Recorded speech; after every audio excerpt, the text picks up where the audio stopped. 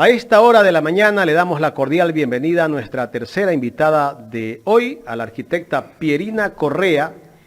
Ella es asambleísta nacional, podríamos decir reelecta, aunque es continuidad del periodo anterior. Arquitecta, buenos días, ¿cómo le va?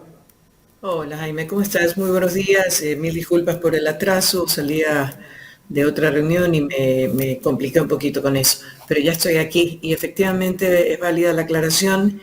Es continuidad de un periodo hasta completar el tiempo para el cual se inició, o sea, hasta el 2025, el 14 de mayo para ser exactos, en el tema de la asamblea y no constituye una reelección. Sin embargo, al final sí vuelvo a ser electa asambleísta nacional.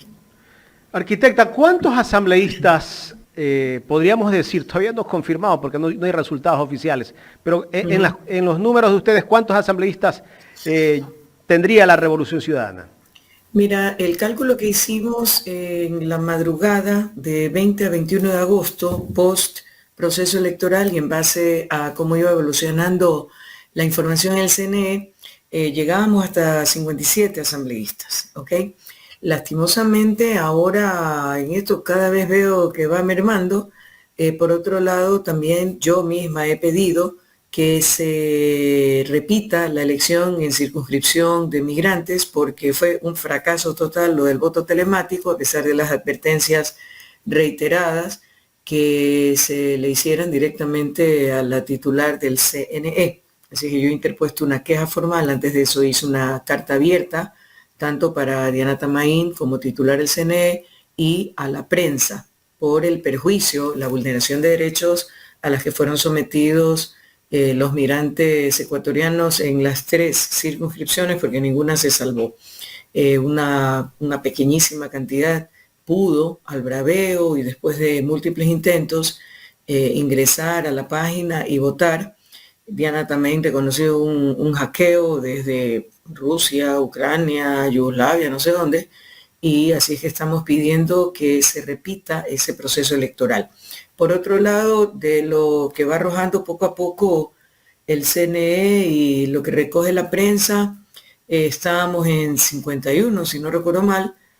Puede ser que quedemos en unos 54, o sea, pero está dentro de los rangos que habíamos previsto y definitivamente la muerte de Villavicencio con toda la marea de acusaciones que vino a continuación y en algo el debate también perjudicaron algunos votos ahí y sí hay que reconocer que hubo un impacto más allá de lo fuerte que fue inicialmente para una recuperación también fuerte, un despunte que al final no alcanzó. Arquitecta, quiero tocar un tema que lo analicé al inicio del programa, de alguien que tuvo expresiones insultantes contra los votantes de la Revolución Ciudadana, alguien que fue legislador de la República, el matemático Juan José Illingworth. Quiero poner a rodar parte de lo que dijo en una entrevista en Radio I-99 para que usted me dé después su análisis. Ok. A ver, lo que yo digo es que las dos cosas coinciden. Hasta ahí puedo llegar. ¿Por qué coinciden? Ya obviamente hay que elaborar una teoría. Puede ser que sea coincidencia, ¿no verdad? O puede ser que haya alguna relación, ¿no verdad? Recordemos que en su momento el presidente Correa impulsó el acercamiento con ciertos grupos pandilleros, etcétera, y podría existir una relación entre esa manera de actuar del correísmo con la votación final, pero no se lo puede demostrar. Lo único que se sabe es que la influencia, la mayor votación de ese movimiento está ahí. Hasta ahí yo puedo llegar, ¿no verdad? Sé muy bien que hay, de hecho, en Twitter hay muchas personas, qué sé yo, de Manaví, de Esmeraldas, y nosotros mismos en Guayas, que no estamos para nada felices de el nivel de actividad criminal alrededor del tráfico de drogas. ¿no verdad? Y no por eso quiere decir que nosotros que residimos en una cierta provincia con esta afectación, quiere decir que seamos simpatizantes por esa razón de tal o cual movimiento. Simplemente hay una coincidencia, por decirlo así, matemáticamente una correlación. Yo no puedo ir más allá que no sea, pues, indicar los datos. Si tuviera el vínculo, si tuviera estadísticas, claro, podría compartir con todo gusto, pero parto de esa, entre comillas, vayamos a algo que sí tenga. Arquitecta, en pocas palabras nos dice este señor que quienes han votado por la RC son delincuentes, narcotraficantes y criminales. ¿Qué decirle? Es más preciso como matemático que como entrevistado, en todo caso, para ser elegante en mi respuesta. Hay mucha gente que muy libremente, o como se dice en lenguaje coloquial, muy panchamente, lanza sus cosas al aire y por creer ser una persona conocida o con un reconocimiento a sus análisis u opiniones, en este caso al ser el matemático en el ámbito de las matemáticas, puede lanzar cualquier cosa, o sea, es facilito, ¿no? Y hay muchos ahora con la tecnología que lo lanzan en redes sociales y eso se difunde con fuerza y más de uno lo acoge y lo retuitea. La mamá del señor es una dama, pero él está haciendo acusaciones, amparándose encima, veladamente, cobardemente, en que, bueno, pero él no puede afirmar y nada, pero va lanzando su lodo con ventilador. No es correcto, lastimosamente a mí me enseñaron, o mejor dicho, favorablemente a mí me enseñaron que las cosas se reciben de quien vienen, y si hay una acusación que quiere hacer y considera que tiene sustento para hacerlo, existen los ámbitos, en este caso la función judicial, para que inicie, interponga las denuncias respectivas y haga el proceso jurídico que corresponda. Pero lanzar así al aire las cosas, o sea, yo también podría decir en ese mismo plano que está lo cual cosa y por si acaso no lo puedo comprobar, pero las coincidencias dicen tal cosa. A ver, vámonos al tema de las pandillas que mencionó. ¿Por qué nadie cuestiona, por ejemplo, a doña Nela Curvelo, que ha sido una mujer que ha recibido múltiples reconocimientos justamente por su trabajo de reinserción de grupos, de pandillas, de los Latin King, los Nietas? ¿Por qué ahí no hay una crítica de que está con acuerdos con ellos? O sea, ¿por qué llevar a ese plano? Vámonos un poquito más lejos, Colombia, ante la situación gravísima y de años por lo que ha pasado, por el tema de los enfrentamientos, la FARC, el terrorismo y tal, ¿qué le tocó hacer? Aprobar un plan, una propuesta de paz con la guerrilla, porque era seguir en estas muertes violentas y todo, o tratar de pacificar al país y darles la oportunidad de inserción en la vida civil y política. Entonces, a rato sesgamos el análisis de las cosas. Yo tuve la oportunidad de conocer a grupos de Latin King y Nietas en España, para más detalle, y que también allá eran a ratos perseguidos, porque los Nietas y los Latin King no son países ni estados, son naciones, así que rebasan el límite físico, geográfico de un lugar. Y fue gratamente sorpresivo verlos. ¿Por qué? Porque ¿qué teníamos nosotros como antecedentes? Que eran los enfrentamientos continuos, ¿no? Y que mataba a un Latin King a un Nieta y el Nieta le mataba a dos al Latin King y era así venganza tras venganza, revancha tras revancha. Pero en este caso, ¿qué habían hecho? Los chicos se habían pacificado, estaban involucrados en actividades súper positivas y ayudaban a otros jóvenes como ellos para que no se equivocaran y cayeran en malos pasos como ellos habían caído. Y yo le decía, a ver, espérate un ratito, déjame entender la situación, porque el Latin King, no, el Nieta, el jefe de los Nieta, era novio de la Latin Queen. Y entonces le digo, ¿cómo pasó esto? O sea, ¿en qué momento cambió la situación? Y reconocieron, entendieron que no era el camino correcto, que si bien tenían sus particularidades y todo, tenían que reinsertarse en la vida civil para poder ser aceptados, para integrarse, para poder desarrollar diferentes actividades, y empezaron con una fundación liderada por un amigo muy querido de nacionalidad argentina. Empezaron a trabajar, como les digo, en algunas actividades, emprendimientos y ayudando a otros chicos, en este caso en España, migrantes, pasaron de Madrid a Barcelona ayudando. Entonces, ¿por qué no ver la parte positiva?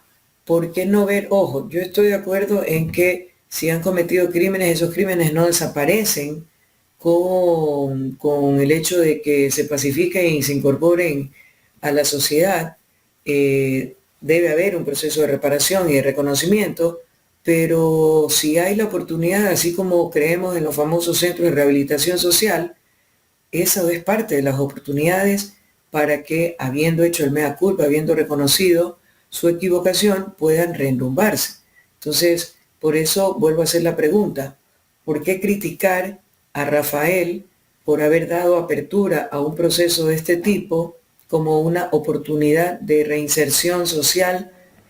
¿Y por qué no criticar a quien estuvo en el día a día de este proceso, y más vale se le reconoce su trabajo, a doña Nela Curvelo? ¿Me explico? Claro. Entonces, ahí hay una tergiversación de las cosas y, como les digo, lo más fácil es echar lodo con ventilador, acusarnos E insultar. y insultar, pero ¿con qué base, no? Ya les digo, la y ironía... qué lamentable su que mamá, venga de una persona que ha sido legislador. pero es que por eso, la mamá de Juan José, muy amiga de mi mami. Esas son las grandes ironías de la vida. O sea que hasta por elemental respeto a una amistad de años de su madre, más allá de que simpatice o no con Rafael, creo que debería de considerar un poco los términos, porque está afectando a terceros que no tienen Esto me venas. recuerda a el año 96, me parece, cuando Bucarán y Nebot pasó a la segunda vuelta y Febres Cordero salió y dijo que los ecuatorianos que habían votado por Bucarán eran putas, ladrones y homosexuales. Es lo mismo, la diferencia es que a lo mejor en este grupo que mencionaba León no había el tema de violencia, ¿no? O de vinculación con, en este caso, con drogas, o sea, JJ está completamente fuera de foco, fuera Vamos del con otro libreto. tema, arquitecta. Bueno, ya la segunda vuelta. ¿Qué va a hacer la Revolución Ciudadana? ¿Va a cambiar la estrategia de pronto para llegar a los millennials, donde tal vez no se hizo el mensaje más contundente para atraer ese voto de los jóvenes? Definitivamente era una realidad que se vivía, unas ciertas condiciones que se vivían en la primera vuelta, y en base a eso se posicionó una idea, el tema de ya lo hicimos y lo volveremos a hacer y mejor, corrigiendo errores. Por ejemplo, con eso se llegaba a un sector de edad más bien de media hacia arriba, porque eran los que tenían suficiente edad como para haber vivido el antes, el durante y el después y acordarse y poder comparar. Los millennials y los centennials o nacieron en la época de la Revolución Ciudadana, o un poquito antes, o durante, o fueron muy chiquitos y esa fue la realidad que vivieron, y para ellos se tornó, era algo normal, porque no habían pasado todo el antes del regreso de la dictadura, la crisis bancaria, los 7 presidentes electos democráticamente, pero que ninguno terminó, y el largo etcétera. O sea, para ellos era natural tener acceso a educación gratuita, salud gratuita, a las carreteras, cuando viajaban con la familia y tal. Entonces, sí hay que cambiar la estrategia. Ahora estamos en un momento diferente, con actores también diferentes, aunque algunos dicen que se reedita la historia, pero con diferentes protagonistas, ¿no? O sea, más o menos alguna serie de Netflix, segunda parte o segunda temporada o algo por el estilo. Entonces, sí hay que ahora Ya en la primera vuelta tal vez los ofrecimientos fueron más macros. En esta ocasión, en esta etapa, ya la gente quiere decir, ok, sí, quiero seguridad. Ahora, ¿cómo vamos a lograr volver a tener seguridad? Entonces ahí hay que decir cómo, cuándo, por qué, dónde, cuánto, de dónde vienen los recursos, qué leyes se van a aplicar o qué leyes consideren que son necesarias adicionales, a pesar de que hemos aprobado 11 referidas a seguridad. A lo mejor las fases, o sea, entrar un poco más, aterrizar un poco más en cómo se lo va a hacer, no en qué se lo va a hacer. Porque yo creo que si escuchamos por encima los discursos de, en este momento, pues los dos finalistas, es prácticamente lo mismo. O sea, seguridad, trabajo, y es evidente porque eso es lo que falta en nuestra, es lo que está afectando en nuestro país. Así es que no hay que ser pues visionarios ni súper brillantes para llegar a esa conclusión. La diferencia va a ser el know-how, el cómo hacerlo. Y evidentemente nuestro binomio lleva ventaja y de largo porque tienes primero la experiencia, la formación académica, luego tienes la experiencia, ¿ya? Somos, por decirlo en una frase, la certeza de que vamos a poder concretar lo que estamos ofreciendo, que no va a haber improvisación, porque ya hay la experiencia. O sea, vamos a poder, con esa experiencia, con esa certeza, con esa capacitación y formación académica, aterrizar sin improvisar y sin experimentos desde el primer día las soluciones por las que la gente clama. En seguridad son dos tipos de inseguridad. La una es la inseguridad ciudadana de delincuencia común. Eso se combate con políticas públicas, con inversión social, con recursos, con acceso a educación, a salud, a vivienda, a lugares con servicios básicos, a la lucha contra el hacinamiento, el crecimiento de los sectores cinturones urbanos marginales, con trabajo, con emprendimiento. Esa es una parte, es el que se te roba el celular, el que te rancha la cartera, el que a lo mejor se te roba el retrovisor para malbaratarlo en algún mercado de la calle. Y lo otro es la seguridad ciudadana a nivel de delincuencia organizada. Ahí estamos hablando de palabras mayores y en ese caso, ¿qué se necesita? Inteligencia y no IQ, sino servicio, trabajo de inteligencia para poder hacer seguimientos, identificación de quienes se considere que están cometiendo delitos y seguir la ruta, ¿no? La ruta de la droga, la ruta del dinero y todo, y luego esto acompañado de tecnología, de institucionalidad y de cooperación internacional, porque las mafias y las drogas son delitos transnacionales, puedan trabajar en conjunto con otros países para hacer el seguimiento, para dar las facilidades de hacerlo y eventualmente para la captura y luego condena de esas personas. Ahora, ¿qué se necesita?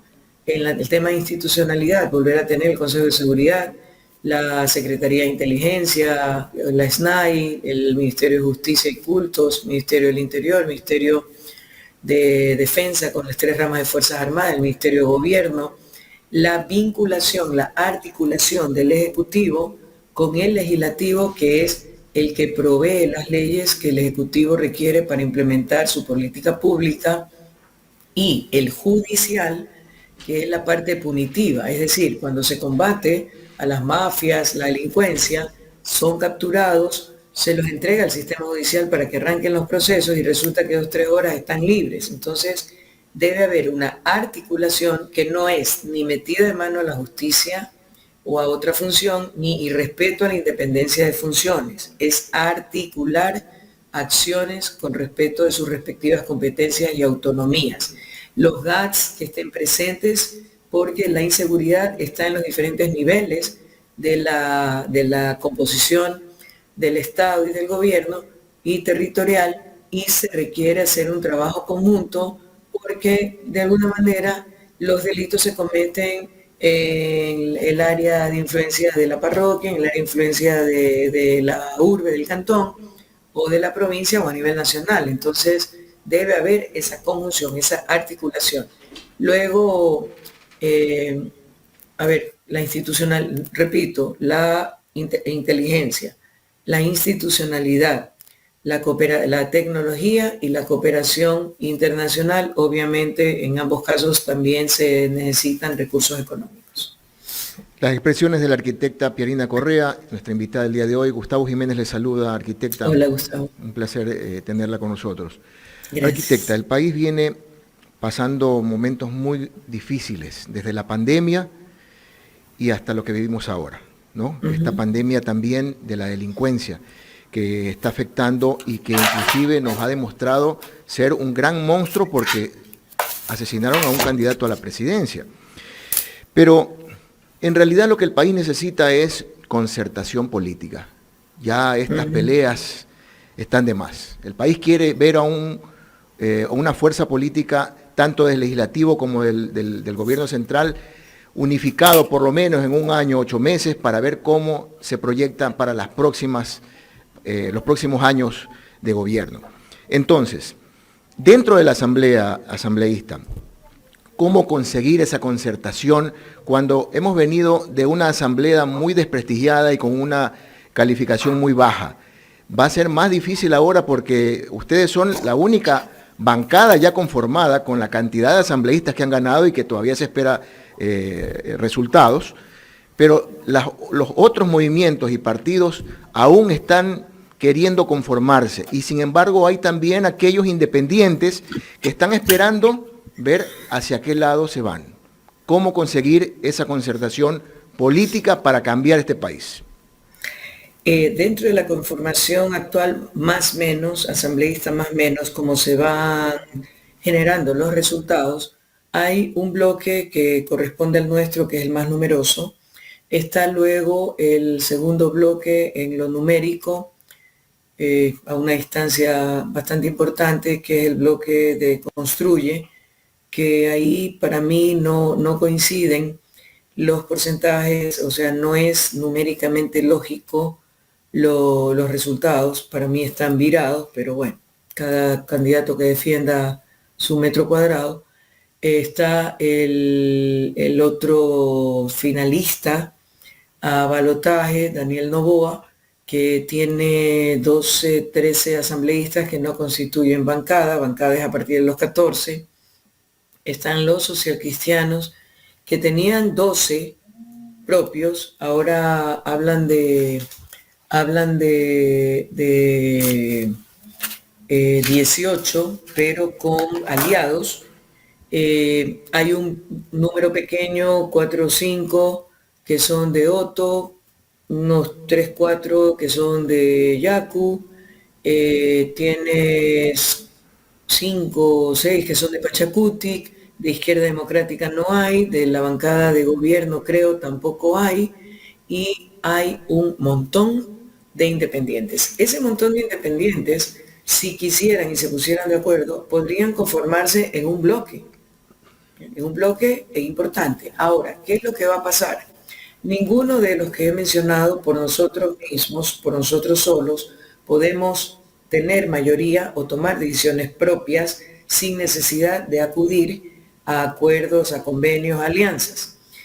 Ir a convenios, alianzas, no tiene por qué ser visto ni como pecaminoso, ni como malo, ni mucho menos. Ocurre en cualquier parlamento, congreso o asamblea del mundo. Inclusive, en muchas ocasiones, hay diálogos cuando hay madurez política y emocional, y a pesar de que eventualmente haya un bloque mayoritario y no se requiera de los votos adicionales para conseguir resultados. Entonces, acá, por ejemplo, en base a la experiencia del periodo pasado, digamos, la mitad, los 2 años, teníamos acuerdos, alianzas con los socialcristianos, alianzas programáticas en temas legislativos. Y sin embargo, éramos ideológicamente de orillas opuestas. En muchas ocasiones trabajamos con una fracción de Pachacutic, con otra fracción de la Izquierda Democrática, y con alrededor de 7 o 8 independientes, entre los cuales estaba Daniel Noboa, que también en algún momento votó con nosotros. Entonces, los independientes resultan interesantes por la cantidad que hay, que ellos podrían, como les digo, ponerse de acuerdo y formar un bloque que les permita conversar en mejores condiciones. Los otros pequeñitos, no tengo forma de saber exactamente cómo se decantarán, pero la lógica me dice, aunque no todo el mundo piensa con lógica, que debería de haber ahí algún tipo de coincidencia ideológica o de propuestas que permitan esa alianza. Me invento, voy a decir así a lo rápido, sin aterrizarlo. Yacu y el bloque de Yacu y el bloque de Pachacuti, por ejemplo. Me explico, o sea, ya ahí suman casi 10, entonces numéricamente van aumentando y como les digo, entre los independientes hay algunos que alguna vez fueron de nosotros, de nuestras estructuras, y por diversas razones optaron por participar por movimientos locales. Entonces realmente en este momento no te podría decir cómo podrían darse las alianzas. Lo que sí te podría decir es con quién no podría darse, porque ya fue tajante en no solo en su postura, en su discurso, sino también en sus acciones antes de la votación final. Me refiero al movimiento Construye, que es de Fernando Villavicencio. Ellos han sido muy tajantes y entonces, ¿de qué estamos hablando? Porque estamos yendo a la asamblea en representación de todo el pueblo ecuatoriano. Por lo tanto, deberíamos hacer conciencia que son tantas las necesidades del pueblo ecuatoriano, tan grandes los anhelos de tener paz, de tener seguridad. La ciudadanía de a pie, común y silvestre, no está interesada para nada en esta confrontación. Pero si ya desde sectores de la prensa hablamos de correísmo, anticorreísmo, ya estamos estigmatizando, ya estamos polarizando, y en esas condiciones no es el mejor ambiente para pretender ir a conversar, a debatir, a discutir, a analizar, a consensuar en ningún aspecto. Pero va a haber que hacerlo, ¿no? O sea, no, y muchos dicen que es muy corto tiempo, 1 año, 8 meses, pero la realidad es que el próximo año, a partir de junio, julio, ya vendrá nuevamente exactamente, el proceso electoral, el proceso de campaña para las próximas elecciones. Entonces, el tiempo es verdaderamente corto en ese aspecto. Pero a pesar de eso, arquitecta, ¿en qué se debe enfocar la Asamblea? Porque hay muchos aspectos importantes que hay que analizar: reformas al COIP, reformas laborales, reformas al Seguro Social, inclusive como más de 13 peticiones de juicios políticos, entre esos los juicios al actual presidente, el juicio a la fiscal. ¿Cuál es el enfoque que usted cree que debería tomar la nueva Asamblea? A ver, el tema de las fiscalizaciones es parte de nuestras funciones, por lo tanto, no se trata de decidir si lo hacemos o no, si queremos hacerlo o no. Hay que. ¿Y en qué consiste? Lo que pasa es que se tergiversa un poco el tema y se piensa que solo tiene que ver con juicios políticos. No. Formas de fiscalizar. Yo puedo mandar a pedir información por escrito y esperar la respuesta por escrito. ¿Okay? O puedo llamar a tal o cual funcionario por alguna razón específica a una sesión de comisión para que comparezca, o al pleno de la asamblea. Entonces, y de ahí también existe la posibilidad siempre de un juicio político, pero no porque hoy día me amanecí con ganas de hacerle la vida a cuadritos a fulanito, sino cuando se demuestra muy contundentemente que existe la base para ir a un juicio político que por lo general, de darse y aprobarse, termina en la destitución del funcionario enjuiciado y en la suspensión de sus derechos políticos de participación política, sea de designación o de elección. Entonces, por ejemplo, respecto del juicio político de Lasso, quedó pendiente, quedó en suspenso como todo el resto de cosas en la Asamblea. y él optó por la muerte cruzada. O sea, la muerte cruzada no tenía nada que ver con lo que vivía el país, sino que él vio esa forma de evitar el juicio político porque ya vio con el debate y lo que manifestaba cada asambleísta y su pobre defensa realizada, que el juicio político iba a ser adverso a él. Entonces, ¿qué fue lo que dijo? Me voy, pero me los llevo por delante.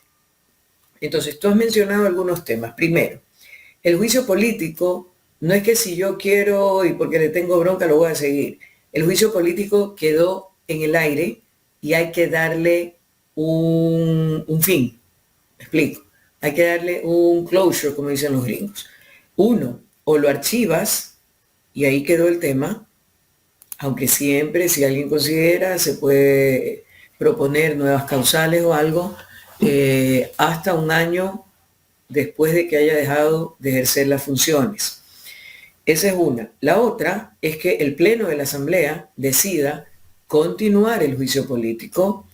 Si Lasso está aún de presidente, que creería que no, creo que ya no, ya obviamente no se lo puede destituir, pero sí se puede generar la sanción de 2 años de suspensión de participación política. Eso sí se puede hacer. Y luego, si se considera que dentro de la comisión y el informe y posterior proceso de juicio político propiamente dicho, surgieron pruebas o información que podrían significar el cometimiento de un delito y por ende un proceso jurídico en el ámbito judicial, o sea, a nivel de fiscalía, entonces, ¿qué es lo que se hace? Se coge toda esa documentación, las matrices, todo lo que considere pruebas, informes y todo, y se lo envía a fiscalía para que la fiscal, en función de lo que lea, revise, encuentre, considere si hay suficiente justificación o sustento para ir ya a un juicio jurídico, en este caso penal, por el delito del que se lo acusaba. Entonces, lo nuestro es político, lo de acá es jurídico. Entonces, es como las leyes, también una aclaración. Todo el mundo dice, sí, pero es que no van a tener tiempo. Para el Ejecutivo es complicado el tiempo. ¿Ya? Para el Ejecutivo sí es complicado el tiempo porque son apenas año 5 meses, año 4 meses. ¿Por qué? Porque normalmente su planificación es para mediano y largo plazo, por eso son 4 años con posibilidad de una reelección y de ciertas acciones que se puedan tomar de manera inmediata. Pero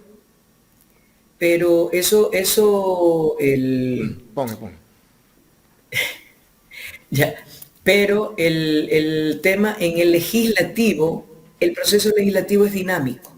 Entonces, se disolvió la Asamblea y en la Asamblea, en las comisiones, quedaron leyes en etapa de socialización o en etapa de elaborar matriz e informe para primer debate o acogiendo las recomendaciones del primer debate, trabajando el informe para segundo debate, pero esa situación se va a repetir con otras leyes en función del momento en que entraron cuando salgamos de funciones el 14 de mayo, porque es dinámico, o sea, y en el ejercicio de nuestro trabajo seguramente se surgirán otras propuestas de leyes o de reformas a las leyes a partir del contacto con los diferentes grupos, gremios, organizaciones sociales, económicas, agricultura, de representantes de diferentes ámbitos del quehacer ecuatoriano que requieren leyes o reforma a leyes. Entonces, ahí no importa el año 5 meses. En un año se resuelve una ley desde el punto cero hasta incluido el veto presidencial.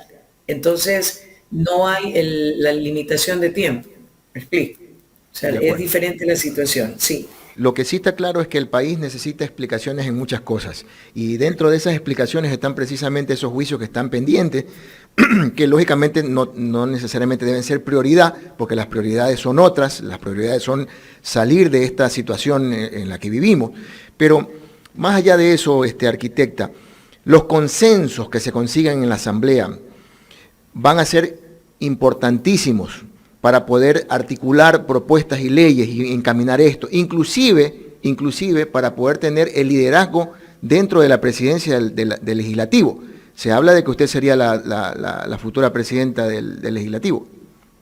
Estoy de acuerdo en que debería buscarse formas de consenso y ese consenso, o digamos, ese ambiente adecuado para poder generar las leyes que requiere el país debe ser trabajado por parte de todos quienes conformamos la Asamblea Nacional.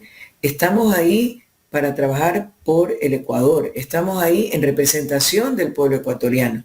Entonces, yo sí creo que debemos bajar las tensiones por el bien del país, debemos tener una predisposición positiva a tratar, a sentarnos, a dialogar, a consensuar, a debatir una ley que consideremos sea beneficiosa para el país. En el tema de los juicios políticos, la ley señala que deben ir evacuándose conforme el orden en que fueron ingresados. Por eso el juicio político del presidente Lasso tiene que ser resuelto en una o en otro sentido. O se va al archivo o se lo continúa a partir del punto en que quedó disuelta la Asamblea hasta llegar a aprobar o no las sanciones pertinentes. Entonces, eso es importante. ¿Por qué? Porque yo tengo que darle un cierre a ese caso para poder avanzar con el siguiente juicio político. En el caso de los juicios políticos, son trabajados básicamente con la Comisión de Fiscalización. Entonces, realmente no tienen por qué interferir en el análisis y revisión de otros cuerpos legales en lo económico, en referente a salud, a productividad, a sector agrícola. Me explico, o sea, no tendría por qué afectar porque cada comisión es autónoma y trabaja las leyes en función de los plazos que tiene para cada uno y que se indican en la Ley Orgánica de la Función Legislativa. Entonces, pero a mí sí me gustaría contar con la predisposición de todas las bancadas, de todos los asambleístas, para arrimar el hombro. O sea, ahorita la gente ya no quiere confrontación, a la gente no le importa si yo te caigo bien o tú me caes mal, me explico. O sea, ustedes si quieren mátense solos, pero denme soluciones. Entonces, sí, vamos a llevar esos rencores, esas antipatías, esos desencuentros, esas rencillas personales o partidistas a la Asamblea Nacional, entonces la vamos a empantanar y ese apoyo, ese porcentaje de aprobación tan bajo que hay, seguirá cayendo como consecuencia de esas actitudes. Entonces, dejemos el insulto, dejemos las calumnias, dejemos las posturas negativas y pensemos en función de patria. Y yo creo que si logramos eso con madurez política y emocional, podemos también darle muchísima viabilidad positiva a la Asamblea. Arquitecta, una pregunta final de mi parte para darle paso al director de Ecuador en Directo. Si bien es cierto, ya la Asamblea tiene una forma, ¿verdad? Pero esa Asamblea necesita articularse también con el Ejecutivo. Y el 15 de octubre vamos a tener una realidad. Hay dos candidatos y en el caso de la Revolución Ciudadana se ha reconocido, inclusive por el mismo líder de la Revolución Ciudadana, que hay que cambiar el discurso, ¿verdad?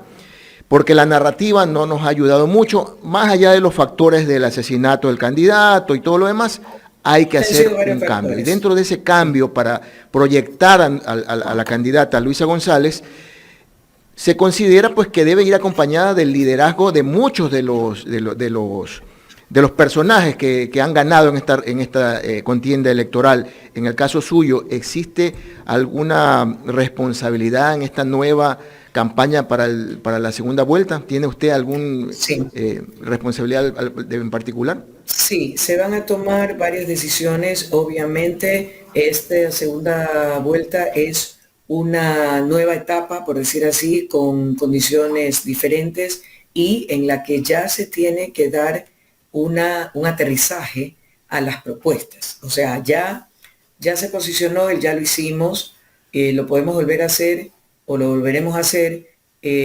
señalando el conocimiento y la experiencia, el know-how del binomio, me explico. Pero ahora, ¿qué es lo que quiere escuchar la ciudadanía y lo que va a hacer la diferencia? Porque los dos candidatos están hablando de que la seguridad es vital, es la prioridad número uno, porque evidentemente es el grito angustioso de toda la ciudadanía, ¿verdad? Entonces, ¿qué es lo que va a hacer la diferencia? El decir cómo, cuándo, dónde, en qué momento, de dónde vienen los recursos, cuánto se va a asignar, O sea, ahondar un poco, aterrizar un poco en el cómo se lo va a hacer. Igualmente, vamos a generar plazas de trabajo. Ok, ¿cómo? Entonces, qué sé yo, con inversión en la obra pública, que es ampliamente generadora de puestos de trabajo directos, indirectos y demandante de servicios y productos, tanto a nivel nacional como a nivel de los diferentes gobiernos autónomos descentralizados. ¿Me explico? Entonces, ya va aterrizándose la propuesta un poco más en detalle y para que la ciudadanía pueda decir, ok, los dos candidatos me ofrecen seguridad, pero me suena más convincente, más contundente la propuesta de Luisa González. ¿Ok? Entonces, ahí, ¿cuál va a ser la diferencia? La certeza de que se lo puede hacer versus la improvisación. El país ya no está para hacer rata de laboratorio, ya no está para improvisaciones, ya quiere soluciones contundentes. Ahora, ¿cuál va a ser mi trabajo en esta segunda etapa?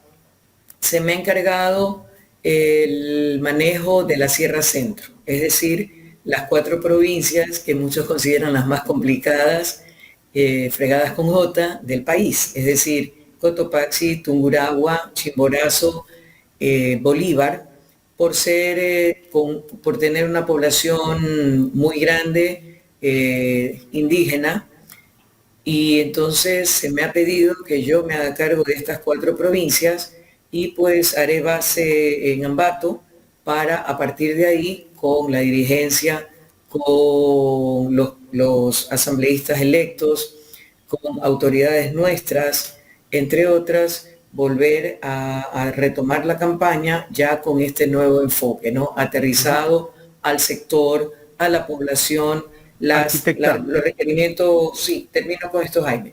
Los requerimientos en zona urbana no son los mismos que en zona rural. El agricultor no tiene los mismos pedidos o necesidades que el artesano. Entonces, ahí ya aterrizando a las características y necesidades de cada sector, las respuestas y soluciones que deben emanar desde el Ejecutivo. Estaba revisando los resultados que han obtenido en Cotopaxi. En Cotopaxi le ha ido muy bien a la Revolución Ciudadana. Sí. Un bastión de Pachacuti. Alcaldes. Mira, Pachacuti en este momento, y es lo que nos han comentado muchos dirigentes indígenas, están muy bronqueados con la forma y el comportamiento de su dirigencia, de manera especial de quienes conformaron el bloque en la Asamblea. Recuerda que empezaron un bloque entero, incluso con presidente de la Asamblea, y luego se dividieron, si no recuerdo mal, en 3. Entonces ahí hubo incluso acusaciones mutuas y tal, y se veía la desunión al interior del movimiento. Entonces no les gustó, sobre todo que Pachacuti y el sector que plegó al gobierno, un gobierno de derecha, se supone contrario completamente a la esencia pura del sector indígena, y esta es el voto, o no, votar o no votar por ellos siempre puede ser una herramienta de castigo, ¿no? De dar un mensaje claro. Mira que hasta, si no recuerdo mal, me parece que apenas tienen 5 asambleístas, después de haber tenido la segunda bancada con 28. Claro. Entonces ahí hay un mensaje muy claro. Internamente también tienen sus pugnas, sus diferentes fases, sus diferentes grupos que no terminan de ponerse de acuerdo y van erosionando, van fracturando lo que siempre fue una característica del sector indígena, que fue la unidad. Entonces yo tengo muy buena relación con el sector indígena, vengo trabajando desde hace algún tiempo con ellos. En mi trabajo de territorio, yo llego al páramo, tengo reuniones con las asociaciones, justamente en sitios en donde trabajan, donde viven, para poder conocer sus realidades. Entonces, por ejemplo, yo estuve en el páramo de Achupayas, en Alausí, 3 semanas antes del deslave. Y ya ahí me contaban las gestiones que habían hecho ante el alcalde, no el de ahora, el saliente, para pedir que les donaran unos terrenos para, la una era 60 familias, me parece, la otra era para 40, para reubicar sus casas en una ubicación que no revistiera riesgo, porque el lugar donde estaban en este momento había riesgo por todos lados y que podía ocurrir un deslave en cualquier momento. Y bueno, no ocurrió exactamente ahí, pero sí un poquito más abajo. Entonces, y me decían que nadie los había escuchado, nadie. Y más vale, cuando hicieron la consulta de la posibilidad del terreno y de que el Midubi los ayudara con casas, les pusieron dos obstáculos. Primero, que si ya tenían una casa, no podían acceder a otra. Pero esa casa está en situación de riesgo, o sea, en cualquier momento la pueden perder. O sea, es una situación no de especulación de que quiero hacerme el vivo para tener dos casas, a lo mejor vivir en una y rentar la otra. O sea, no era ese principio. Y por otro lado, este lugar del Páramo de Chupayas queda en el camino del Inca, que va hasta Cañar. Entonces, al ser un lugar patrimonial, no querían impedirles eso, el patrimonio, que construyeran ahí. Entonces yo les decía, pero qué torpeza, más vale transforma eso en algo positivo, o sea, que tengan ahí sus casas, que puedan tener, por ejemplo, un área para, como parte de la guianza turística que ellos mismos pueden ejercer, hablan el idioma y se conocen el lugar, que puedan ofrecer servicios de alimento, de cultura, de danza, de venta de artesanías, me explico, entonces que es de lana de alpaca, lana de borrego, todavía tejida a mano. Entonces le digo, ¿por qué no ven esa parte positiva que pueden generar una actividad económica vinculada a lo cultural y a lo turístico? Entonces, bueno, estábamos en esas discusiones y unos requerimientos que tenían de sistemas de riegos, entre otros, puntas de agua, cuando vino el aluvión. O sea, yo acababa de conversar, de tener una reunión con unos dirigentes indígenas tipo 8:30 de la noche. Ellos terminaron la reunión, se fueron a sus casas y media hora después se venía el cerro abajo. Arquitecta. Entonces, sí. Dentro de los planes para esta segunda vuelta está conversar con la CONAIE, con sus dirigentes, con Leonidas Issa. ¿Hay algún tipo de acercamiento con ellos? Todavía de mi parte no, porque recién me asignaron esta tarea, esta responsabilidad, y recién tuvimos una reunión para conocer los lineamientos. Entonces en este momento estamos levantando una serie de información para poder armar la estrategia, pero dentro de esa estrategia y está la posibilidad de alianzas con, por ejemplo, alcaldes, prefectos, presidentes de juntas parroquiales, que no necesariamente sean de nuestra agrupación, pero que coincidamos en línea o tendencia ideológica y que eventualmente con quienes se pueda trabajar. Entre esos está la CONAIE, Leonidas Issa y todo aquel que quiera ayudar. Recuerden que nuestro segundo asambleísta ya electo a nivel nacional, en la lista nacional, es Eustaquio Tuala, que es el presidente a nivel nacional de los indígenas evangélicos. La tercera candidata, ya hoy asambleísta electa, Rosa Margarita Arotingo, ella representa al FENOCIN, es decir, al agricultor, al campesino, tanto de la sierra como de la costa. Entonces, ahí hay una vinculación, una relación directa con organizaciones indígenas con las que hemos venido trabajando adicionalmente. Y más allá, la dirigencia y la población como tal, hemos venido trabajando en varios ámbitos. Entonces, ahí hay una base con la que se puede partir sin ningún problema, pero está abierta la invitación a todas aquellas personas, alcaldes, prefectos u otras autoridades, dirigentes igual de gremiales, comunitarios, lo que sea, que estén interesados en conversar con nosotros y trabajar conjuntamente con nosotros por el país, por la patria. Porque en este momento el problema es recuperar esa patria que se cae a pedazos, que está hecha a jirones. Y eso no lo vamos a hacer solos, eso hay que hacerlo con trabajo de equipo. Entonces, bienvenido todo aquel que se quiera sumar para lograr este objetivo que creo que debería ser común a todos. Arquitecta, quiero agradecerle por haber aceptado conversar con Ecuador en Directo. Siempre a la orden, Jaime, un gusto, un abrazo, que tengas un buen día y a tu disposición siempre. Es importante compartir la información de todo lo que ocurre, sobre todo en este momento tan crucial para la patria, que la población que escucha, la ciudadanía que escucha o que ve estas intervenciones pueda tener argumentos, elementos para análisis y eventualmente que puedan tomar las mejores decisiones para el país. Vamos a pensar en función de patria. Gracias a la arquitecta Pierina Correa, asambleísta electa por la Revolución Ciudadana, y ahora pues estará a cargo del sector de la Sierra Centro.